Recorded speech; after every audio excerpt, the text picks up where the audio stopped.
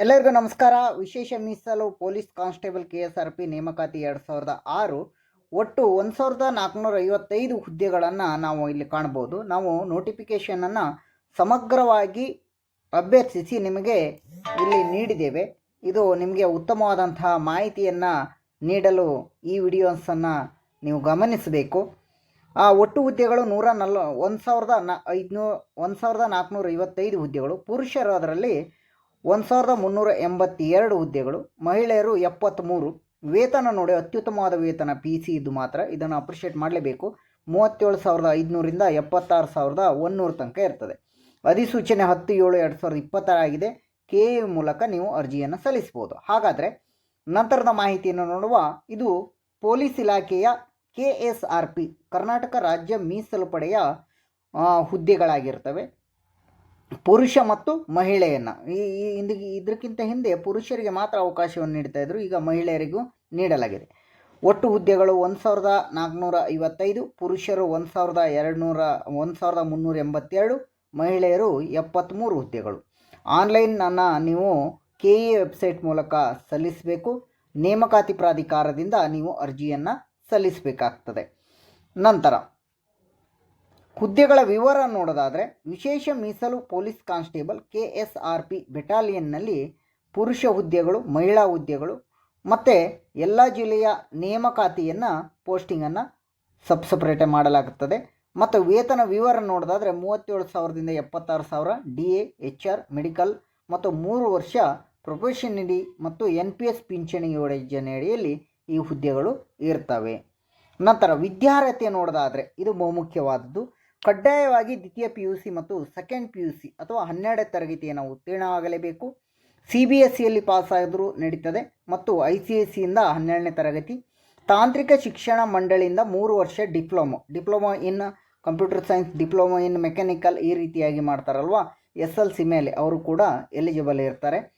NIOS ಮುಕ್ತ ಶಾಲೆ ನೋಡಿ, ಮುಕ್ತ ಶಾಲೆ ಇದೊಂದು ಉತ್ತಮವಾದಂಥ ಅವಕಾಶ ಎಲ್ಲರಿಗೂ. ಯಾರು ನಾವು ಡ್ರಾಪ್ಔಟ್ ಆಗಿದ್ದೇವೆ, 12ನೇ ಕ್ಲಾಸನ್ನು ಕಂಪ್ಲೀಟ್ ಮಾಡಲಿಕ್ಕೆ ಆಗಲಿಲ್ಲ ಅಂಥವರು ನೀವು ಮುಕ್ತ ವಿಶ್ವವಿದ್ಯಾಲಯದಲ್ಲಿ 12ನೇ ತರಗತಿಯನ್ನು ಪಾಸ್ ಮಾಡಿಕೊಂಡ್ರೂ ಕೂಡ ಈ ಹುದ್ದೆಗೆ ನೀವು ಅರ್ಜಿಯನ್ನು ಸಲ್ಲಿಸಬಹುದಾಗಿರುತ್ತದೆ. ಕನ್ನಡ ಭಾಷೆ ಒಂದು ಭಾಷೆಯನ್ನು ಅಧ್ಯಯನವಾಗಿ ಕಡ್ಡಾಯವಾಗಿ ಮಾಡಲೇಬೇಕು 10ನೇ ಕ್ಲಾಸ್ ತನಕ. ಮಾಜಿ ಸೈನಿಕರಿಗೆ SSLC ಪ್ಲಸ್ 15 ವರ್ಷ ಸೇವೆ ಇದ್ದರೂ ಮಾತ್ರ ಅವರು ಅಪ್ಲೈ ಮಾಡಲಿಕ್ಕೆ ಆಗ್ತದೆ ಮಾಜಿ ಸೈನಿಕ್ ಕೋಟಾದಲ್ಲಿ. ಒಟ್ಟು ಕನ್ನಡ ಭಾಷೆಯಲ್ಲಿ ನೆನ್ಪಿಟ್ಕೊಳ್ಳಿ, ಕನ್ನಡ ಭಾಷೆಯ ಪರೀಕ್ಷೆಯನ್ನು ನಡೀತಾರೆ. ಯಾರು SSLCಯಲ್ಲಿ ಪ್ರಥಮ ಭಾಷೆ ಮತ್ತು ದ್ವಿತೀಯ ಭಾಷೆಯನ್ನು ಅಭ್ಯಾಸವನ್ನು ಮಾಡಿಲ್ಲ ಅವರಿಗೆ 150 ಅಂಕಗಳ ಕನ್ನಡ ಭಾಷೆಯ ಪರೀಕ್ಷೆಯನ್ನು ಮಾಡಲಾಗುತ್ತದೆ. ಅದರಲ್ಲಿ 50 ಅಂಕಗಳನ್ನು ಕಡ್ಡಾಯವಾಗಿ ಉತ್ತೀರ್ಣರಾಗಬೇಕು. SSLC ಕನ್ನಡ ಓದಿದವರಿಗೆ ವಿನಾಯಿತಿ ಇದೆ, ಅಂದರೆ ಫಸ್ಟ್ ಲ್ಯಾಂಗ್ವೇಜ್ ಸೆಕೆಂಡ್ ಲ್ಯಾಂಗ್ವೇಜ್ ಓದಿದವರಿಗೆ ಕನ್ನಡ ಪರೀಕ್ಷೆ ವಿನಾಯಿತಿ ಇರ್ತದೆ. ಇದರ ಮುಖ್ಯ ಉದ್ದೇಶ ಕನ್ನಡದಲ್ಲಿ ಬರೆಯಲು ಮತ್ತು ಓದಲಿ ಬರಬೇಕು ಅಂತ, ಯಾಕಂದರೆ ಕರ್ನಾಟಕದಲ್ಲಿ ಎಕ್ಸಾಮ್ ಆದ್ದರಿಂದ. ವಯಸ್ಸನ್ನು ನೋಡುವ, 29/1/2020 ಆದೇಶದಂತೆ ವಯಸ್ಸು, ಯಾಕಂದರೆ ಹಲವಾರು ವರ್ಷಗಳಿಂದ ಕಾಲ್ಫಾರ್ಮ್ ಆಗಲಿಲ್ಲ ಅಂತ ಹೇಳಿ ಈ ಒಂದು ನಿರ್ಧಾರವನ್ನು ಸರ್ಕಾರ ತೆಗೆದುಕೊಂಡಿದೆ. ಕನಿಷ್ಠ ವಯಸ್ಸು 18 ವರ್ಷ. 10/8/2026ಕ್ಕೆ ನಿಮಗೆ 18 ವರ್ಷ ಮುಗಿದಿರಬೇಕು, ನೆನ್ಪಿಟ್ಕೊಳ್ಳಿ. ಸರ್ಕಾರದಿಂದ 5 ವರ್ಷ ವಯೋಮಿತಿ ಸಡಿಲಿಕೆಯನ್ನು ನೀಡಲಾಗಿದೆ. ಮತ್ತು SC ST ಕ್ಯಾಟಗರಿ 1ಗೆ ಹೆಚ್ಚುವರಿ ಸಡಿಲಿಕೆ ಇದೆ. ವಯಸ್ಸಿನ ದೃಢೀಕರಣ SSLC ಅಂಕಪಟ್ಟಿಗೆ ಕಡ್ಡಾಯ. ನೀವು ವಯಸ್ಸನ್ನು ಹೇಗೆ ದೃಢೀಕರಣ ಮಾಡೋದು, ಯಾವುದೇ ರೀತಿಯಾದ ಗೆಜೆಟೆಡ್ ಆಫೀಸರ್ಸ್ ಇಲ್ಲ. SSLC ಮಾರ್ಕ್ಸ್ ಕಾರ್ಡಲ್ಲಿ ನಿಮ್ಮ ಡೇಟ್ ಆಫ್ ಬರ್ತ್ ಏನಿದೆಯೋ ಅದು ನಿಮ್ಮ ವಯಸ್ಸನ್ನು ಲೆಕ್ಕವನ್ನು ಮಾಡ್ತದೆ. ಹಾಗಾದರೆ ಸಾಮಾನ್ಯ ಅಭ್ಯರ್ಥಿಗಳಿಗೆ 33 ವರ್ಷ, SC ST category 1, 2A 2B 3A 3Bಗೆ 35 ವರ್ಷ, ಅರಣ್ಯ ಮತ್ತು ಬುಡಕಟ್ಟುಗೆ 38 ವರ್ಷ, ಮಾಜಿ ಸೈನಿಕರಿಗೆ ಪ್ಲಸ್ 3 ವರ್ಷವನ್ನು ನೀಡ್ತಾರೆ. 2006ರ ನಂತರ ಹುಟ್ಟಿದವರು ಈ ಒಂದು 18 ವರ್ಷ ಅವರಿಗೆ ಪೂರ್ಣಗೊಳ್ಳಲ್ಲ, ಆದ್ದರಿಂದ ಅವರು ಅನರ್ಹರಾಗ್ತಾರೆ, ನೆನ್ಪಿಟ್ಕೊಳ್ಳಿ. ಪ್ರಮುಖ ದಿನಾಂಕಗಳನ್ನು ನೆನ್ಪಿಟ್ಕೋಬೇಕು. ಈಗಾಗಲೇ ಅರ್ಜಿಯು ಸ್ಟಾರ್ಟ್ ಆಗಿದೆ. ಕೊನೆಯ ದಿನಾಂಕ 10/8/2026. ಶುಲ್ಕ ಪಾವತಿಸಲು ಕೊನೆಯ ದಿನಾಂಕ 11/8/2026. ಮಾರನೇ ದಿನವೂ ನೀವು ಶುಲ್ಕವನ್ನು ಪಾವತಿಸ್ಬೋದು. ಲಿಖಿತ ಪರೀಕ್ಷೆ ಆಲ್ರೆಡಿ ಅನೌನ್ಸ್ ಮಾಡಲಾಗಿದೆ 20/9/2026.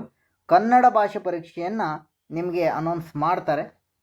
ಪ್ರವೇಶ ಪತ್ರ 7 ದಿನದ ಮೊದಲೇ ನಿಮಗೆ ಸಿಗ್ತದೆ. ಆದ್ದರಿಂದ ಸರ್ವರ್ ಬ್ಯುಸಿ ಆಗೋ ತನಕ ಕಾಯಬೇಡಿ, ಕೊನೆಯ ದಿನ ಬ್ಯುಸಿ ಇರ್ತದೆ. ಆದ್ದರಿಂದ ಮೊದಲೇ ನೀವು ಅರ್ಜಿಯನ್ನು ಸಲ್ಲಿಸಿರಿ. ನೆನ್ಪಿಟ್ಕೊಳ್ಳಿ, 13 ಜುಲೈ ಅರ್ಜಿ ಶುರು, 10 ಆಗಸ್ಟ್ ಕೊನೆಯ ಅರ್ಜಿ, 11 ಫೀಸ್ ತುಂಬೋದು, 20ನೇ ತಾರೀಕು ಪರೀಕ್ಷೆ.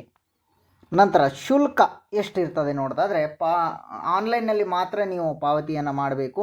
ಒಮ್ಮೆ ಪಾವತಿ ಮಾಡಿದರೆ ಅದು ರಿಟರ್ನ್ ಆಗಲ್ಲ. ಸರಿಯಾಗಿ ಗಮನಿಸಿ ಅರ್ಜಿಯನ್ನು ತುಂಬಿರಿ. ಸಾಮಾನ್ಯ ವರ್ಗದವರಿಗೆ 750 ಅಥವಾ OBC ಅವರಿಗೂ ಕೂಡ 750, SC ST ಕ್ಯಾಟಗರಿ 1 ಮಾಜಿ ಸೈನಿಕರಿಗೆ 500. ಇದನ್ನು KE ಪಾವತಿ ಮೂಲಕನೂ ಪಾವತಿಸ್ಬೋದು ನೀವು ಪೋಸ್ಟ್ ಆಫೀಸ್ನಲ್ಲಿ ಅಥವಾ ಬ್ಯಾಂಕ್ನಲ್ಲಿ, ಆರ್ ನೀವು ಆನ್ಲೈನ್ ಮಾಡಿದರೆ ಉತ್ತಮ. ಆಯ್ಕೆ ಪ್ರಕ್ರಿಯೆ ಹೇಗಾಗ್ತದೆ? ಫಸ್ಟು ಲಿಖಿತ ಪರೀಕ್ಷೆಯನ್ನು ನೀಡ್ತಾರೆ.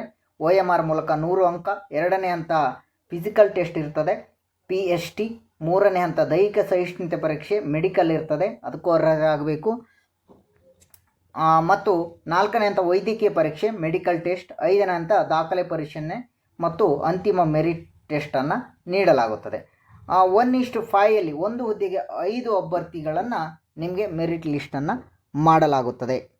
Okay, PST, PET, medical, document verification ಮತ್ತು ಫೈನಲ್ ಸೆಲೆಕ್ಷನ್ ಲೀಸ್ಟನ್ನು ಮಾಡಲಾಗುತ್ತದೆ. ಇವೆಲ್ಲವೂ ಲಿಖಿತ ಪರೀಕ್ಷೆಯ ಅಂಕಗಳೇ ಅದಕ್ಕೆ ಆಧಾರವಾಗಿರುತ್ತದೆ. ನಂತರ ಲಿಖಿತ ಪರೀಕ್ಷೆ ಮತ್ತು ಋಣಾತ್ಮಕ ಮೌಲ್ಯಮಾಪನ OMR ಶೀಟಲ್ಲಿ ಮೂಲ ಆಗ್ತದೆ. 100ಕ್ಕೆ 100 ಅಂಕಗಳು, 90 ನಿಮಿಷ ಇರ್ತದೆ, ಅಂದರೆ 1.25 ತಾಸು. ಸಾಮಾನ್ಯ ಅಧ್ಯಯನ, ಮಾನಸಿಕ ಸಾಮರ್ಥ್ಯ, ಈ ರೀತಿಯಾದಂಥ ಕ್ವಶನ್ಗಳಿರ್ತವೆ. ಕನ್ನಡ ಮತ್ತು ಇಂಗ್ಲೀಷ್ ಭಾಷೆಯಲ್ಲೂ ಇರ್ತದೆ. ನಂತರ ನೆಗೆಟಿವ್ ಉತ್ತರಗಳಿರ್ತದೆ. ಒಂದು ತಪ್ಪು ಉತ್ತರಕ್ಕೆ 0.25 ಅಂಕ ಕಡಿತವನ್ನು ಮಾಡ್ತಾರೆ. ನೀಲಿ ಮತ್ತು ಕಪ್ಪು ಬಾಲ್ ಪೆನ್ನಲ್ಲಿ ಮಾತ್ರ ನೀವು OMRನ್ನು ತುಂಬಬೇಕು. ಯಾಕೆ ಇದನ್ನು ಹೇಳ್ತೇವೆ ಅಂದರೆ ನೋಟಿಫಿಕೇಷನ್ ಸಂಪೂರ್ಣವಾಗಿ ಅಭ್ಯಸಿಸಿ ನಾವು ನಿಮಗೆ ವಿವರವನ್ನು ನೀಡ್ತಾ ಇದ್ದೇವೆ. ಯಾವ ಪಾಯಿಂಟ್ಸನ್ನು ನೋಟಿಫಿಕೇಷನಲ್ಲಿ ಬಿಟ್ಟು ಹೋಗಲಿಲ್ಲ ಅನ್ನೋದೇ ಇದರ ಒಂದು ಉದ್ದೇಶವಾಗಿರ್ತದೆ.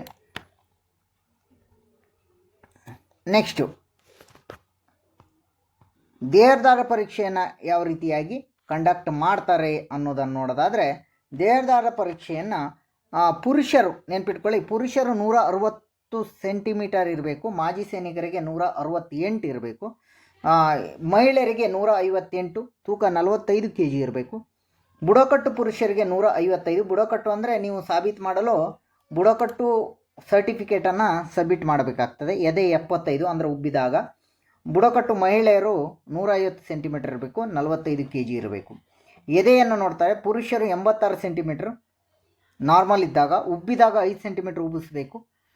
ಅರಣ್ಯ ಪ್ರದೇಶ ಉತ್ತರ ಕನ್ನಡ, ದಕ್ಷಿಣ ಕನ್ನಡ, ಉಡುಪಿ, ಕೊಡಗು, ಶಿವಮೊಗ್ಗ, ಚಿಕ್ಕಮಗಳೂರು ಇವ್ರನ್ನೆಲ್ಲ ಅರಣ್ಯ ಪ್ರದೇಶ ಅಂತ ಕನ್ಸಿಡರ್ ಮಾಡಲಾಗುತ್ತದೆ. ಅವರು ನೀವು ತಹಸೀಲ್ದಾರಿಂದ ಸರ್ಟಿಫಿಕೇಟನ್ನು ತಗೋಬೇಕಾಗ್ತದೆ, ನಾವು ಅರಣ್ಯವಾಸಿಗಳು ಅಂತ. ಆವಾಗ ನೀವು ಈ ರಿಸರ್ವೇಷನ್ನಿಗೆ ಅರ್ಹರಾಗ್ತೀರ. ಪುರುಷರು ನೆನ್ಪಿಟ್ಕೊಳ್ಳಿ 168, ಮಹಿಳೆಯರು 158, 45 kg. ಬುಡಕಟ್ಟು ಸಲ್ಲಿಕೆ ಇದೆ. ನಾಕಿ ಅನರ್ಹರು ಅಂದರೆ ಕಾಲವನ್ನು ಡೊಂಕಾಗಿ ಆ ರೀತಿಯಾಗಿರು ಅವರು ಅನರ್ಹರಾಗಿರ್ತಾರೆ ದೇಹದಾರ ಪರೀಕ್ಷೆ. ದೈಹಿಕ ಸಹಿಷ್ಣುತಾ ಪರೀಕ್ಷೆ ಇದರಲ್ಲಿ ಏನು ಮಾಡ್ತಾರೆ ನೋಡಿ, ಇಲ್ಲಿ 2 ಡಿಫ್ರೆನ್ಸು, PST ಮತ್ತು PET. ದೈಹಿಕ ಸಹಿಷ್ಣುತಾ ಪರೀಕ್ಷೆ ಲಿಖಿತ ಪರೀಕ್ಷೆಯಲ್ಲಿ ಪಾಸಾದವರಿಗೆ ಇದು ಮಾತ್ರ ಇರ್ತದೆ. ಇದು ಕೇವಲ ಅರ್ಹತಾ ಪರೀಕ್ಷೆ, ಮೆರಿಟ್ ಯಾವುದೇ ರೀತಿಯ ಅಂಕವನ್ನು ನೀಡುವುದಿಲ್ಲ. ಪ್ರತಿ ಇವೆಂಟ್ನಲ್ಲೂ ಕಡ್ಡಾಯವಾಗಿ ಪಾಸ್ ಆಗಲೇಬೇಕು. ಯಾವ ರೀತಿ ಅಂದರೆ 1600 ಮೀಟ್ರ್ ಓಟವನ್ನು ಓಡಬೇಕು 6 ನಿಮಿಷದಲ್ಲಿ 30 ಸೆಕೆಂಡ್ನಲ್ಲಿ. ಮಹಿಳೆಯರಿಗೆ 400 ಮೀಟ್ರ್ ಓಡಬೇಕು 2 ನಿಮಿಷದಲ್ಲಿ 30 ಸೆಕೆಂಡ್ನಲ್ಲಿ. ಗುಂಡು ಎಸೆತ ಮತ್ತು ಜಿಗಿತದಲ್ಲಿ ಅರ್ಹತೆಯನ್ನು ಹೊರಬೇಕು. ಗುಂಡು ಎಸೆತ ಮತ್ತು ಉದ್ದ ಜಿಗಿತದಲ್ಲಿ ನೀವು ಅರ್ಹತೆಯನ್ನು ಹೊರಬೇಕು. ಪುರುಷರು 1600 ಮೀಟ್ರು ಅಂದರೆ 1.5 ಕಿಲೋಮೀಟ್ರ್ಗಿಂತ 100 ಮೀಟ್ರ್ ಜಾಸ್ತಿ 6 ನಿಮಿಷ 30 ಸೆಕೆಂಡ್ನಲ್ಲಿ ಓದಬೇಕು. ಯಾರು ಈಗ PCಯನ್ನು ನೀವು ಪ್ರಯತ್ನ ಪಡ್ತಾ ಇದ್ದೀರೋ ಇದನ್ನು ನೀವು ಪ್ರಾಕ್ಟೀಸ್ ಮಾಡಲೇಬೇಕಾಗ್ತದೆ.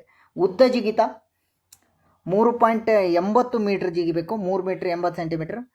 ಎತ್ತರ ಜಿಗಿತ 1.20 ಹೈಟ್ ಇರೋದನ್ನು ಜಿಗಿಬೇಕು. ಗುಂಡು ಎಸೆತ 7.26 kgದು ನಿಮಗೆ 5.6 ಮೀಟ್ರು ಎಸಿಬೇಕು.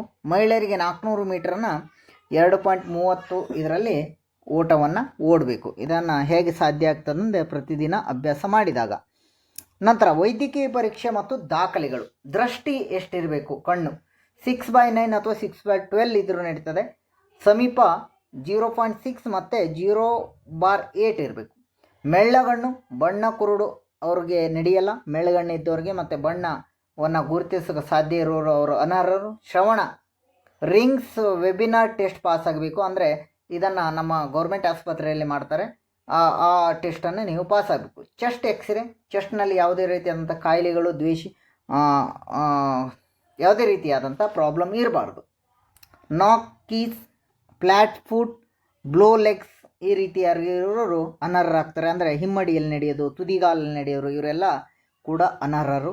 ದಾಖಲೆ ಯಾವ್ಯಾವ್ದು ಬೇಕು? SSLC, PUC, ಜಾತಿ, ವಾಸ, ಆಧಾರ್ ಮತ್ತು ಗೌರ್ಮೆಂಟ್ ಎಂಪ್ಲಾಯಿ ಇದ್ದರೆ ನೋ ಅಬ್ಜೆಕ್ಷನ್ ಸರ್ಟಿಫಿಕೇಟ್, ಒಂದು ಫೋಟೋವನ್ನು ನೀವು ನೀಡಬೇಕಾಗ್ತದೆ. ಇದು ಸೆಲೆಕ್ಷನ್ಗೆ ಮತ್ತು ವೈದ್ಯಕೀಯ ಪರೀಕ್ಷೆಯಲ್ಲಿ ನೀಡಿದಂಥ. ಇನ್ನು ಹೆಚ್ಚಿನದಾಗಿ SSLC, PUC, ಜಾತಿ ಮತ್ತು ವಾಸ ಪ್ರಮಾಣಪತ್ರ, ಗ್ರಾಮೀಣ ಪ್ರಮಾಣಪತ್ರ, ಕನ್ನಡ ಮಾಧ್ಯಮ, ಆಧಾರ್ ಫೋಟೋ ಮತ್ತು ಮಾಜಿ ಸೈನಿಕರಾಗಿದ್ದರೆ ಅದರ ಪ್ರಮಾಣಪತ್ರವನ್ನು ನೀಡಬೇಕು. ಹಾಗಾದರೆ ಕೊನೆಯದಾಗಿ ನೋಡುವ ಎಷ್ಟು ಹುದ್ದೆಗಳಿದ್ದಾವೆ. 1455 ಹುದ್ದೆಗಳು.